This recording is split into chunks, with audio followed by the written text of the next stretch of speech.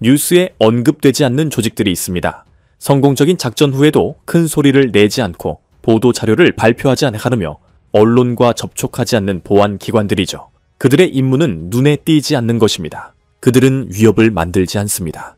위협을 예방합니다. 그들은 자신을 홍보하지 않지만 국가에서 가장 중요한 인물의 생명이 그들의 행동에 달려 있습니다. 우리는 러시아 연방보안국 FSO에 대해 이야기하고 있습니다. 이는 현재 존재하는 국가 원수 보호를 위한 가장 비밀스럽고 가장 위험하며 아마도 가장 전문적인 보안기관입니다. 많은 사람들은 대통령 경호원을 정장 차림에 얻을 수 없는 어두운 선글라스를 쓴 남자가 대통령 뒤에 서서 이어폰을 착용한 모습으로 상상합니다. 하지만 FSO는 완전히 다른 차원의 조직입니다. 이들은 단순히 사람들이 아닙니다. 이는 시스템입니다. 밀리초 단위로 작동하는 정교한 기계 장치로 사람, 차량, 위성 기지국, 소프트웨어 모듈 등 모든 요소가 공통된 목표인 대통령에 대한 절대적 안전에 복종합니다. 이 기관은 국가 원수의 신체적 안전뿐 아니라 그의 정보, 주변 인물, 이동 경로, 심지어 접촉하는 공기나 물까지 보호합니다. FSO의 역사는 소련 시대까지 거슬러 올라갑니다. 소련에서는 이 기능을 KGB의 제국국이라는 특수기관이 담당했습니다.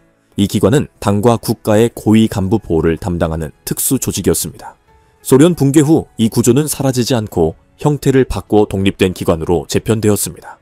1996년 러시아 연방보안국 FSO가 공식적으로 설립되었습니다. 하지만 실제로는 이미 잘 조직되고 효율적으로 운영되는 특수기관이 새로운 이름을 얻었을 뿐이었습니다. 현재 FSO는 단순히 푸틴의 경호팀이 아닙니다.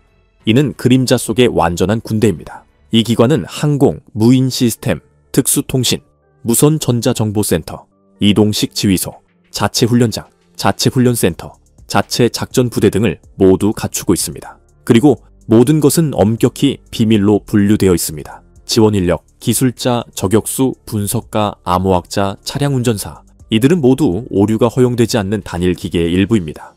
FSO의 인원수는 공식적으로 공개되지 않았습니다. 다양한 추산에 따르면 이 기관의 인원은 2만 명에서 5만 명 사이일 수 있습니다.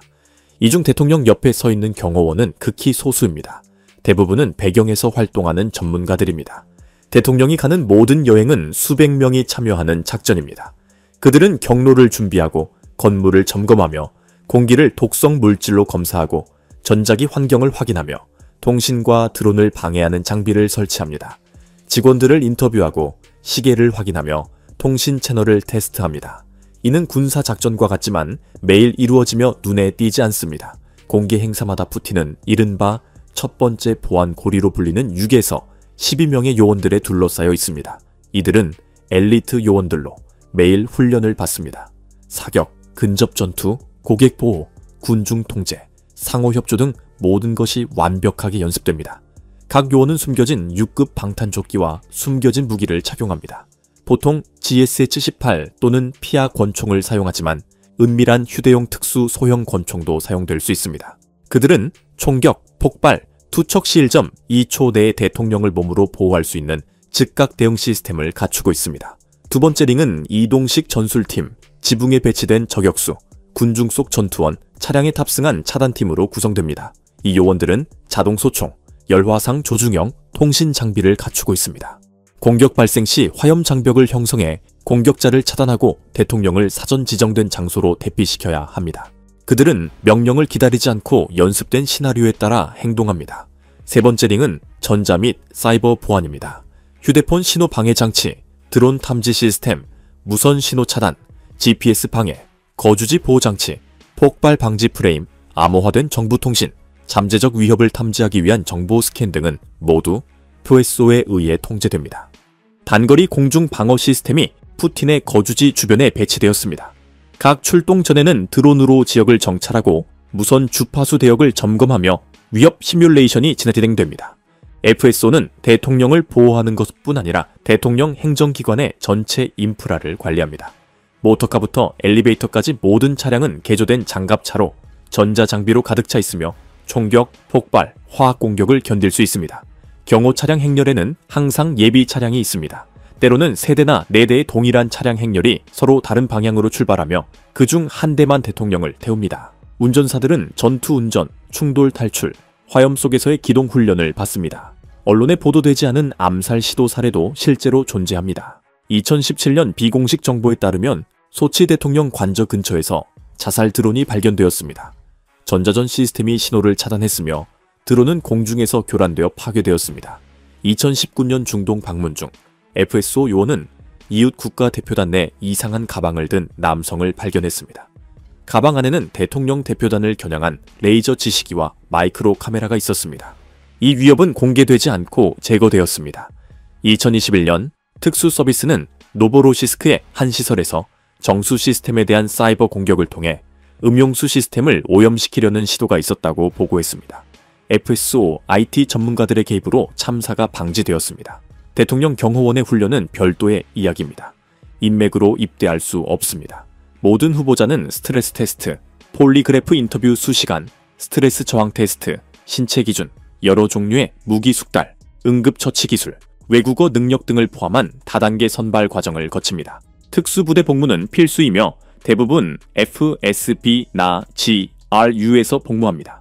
복무 중에도 훈련이 계속됩니다. 암살 시도, 대피, 무기, 가스, 화학물질, 사용 공격 시뮬레이션 등이 포함됩니다. 물, 공중, 지상에서 행동을 연습합니다.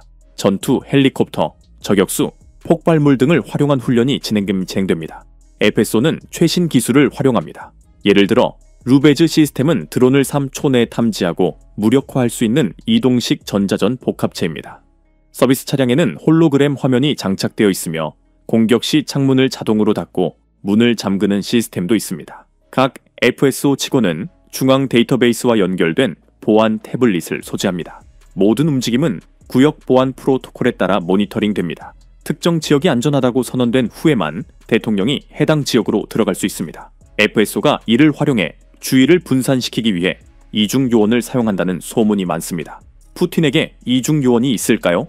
아마도 그렇습니다. 하지만 이를 확실히 아는 것은 그의 최측근뿐이며 모든 작전은 FSO가 조정합니다. 소문에는 모터카드에 동행하는 이동식 의료팀, 대통령에 대한 역방향 신원 확인 기능을 갖춘 얼굴 인식 시스템, 헬리콥터를 이용한 비상 대피 계획, 지하 터널, 심지어 장갑 열차 등이 언급됩니다. FSO는 시간 밖의 구조입니다. 자신만의 속도와 규칙에 따라 움직입니다. 그들의 일은 눈에 보이지 않지만 바로 이 일이 러시아 권력기관의 안정성을 결정합니다. 푸틴 옆에 서 있는 사람들은 단순히 경호원이 아닙니다. 그들은 엘리트, 척추, 대통령의 개인 군대입니다. 그들은 감정, 실수, 약점의 권리가 없습니다.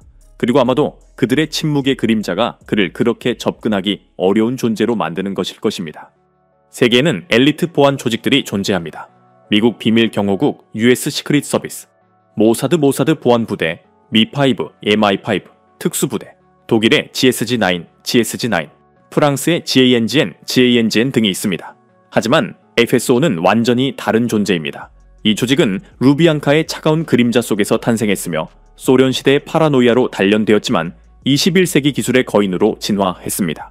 화면 속 대통령의 차분한 얼굴을 보고 모든 것이 통제 아래 있는 것처럼 보일 때 그 근처 어딘가에서는 이미 눈에 보이지 않는 사람들의 군대가 활동 중입니다.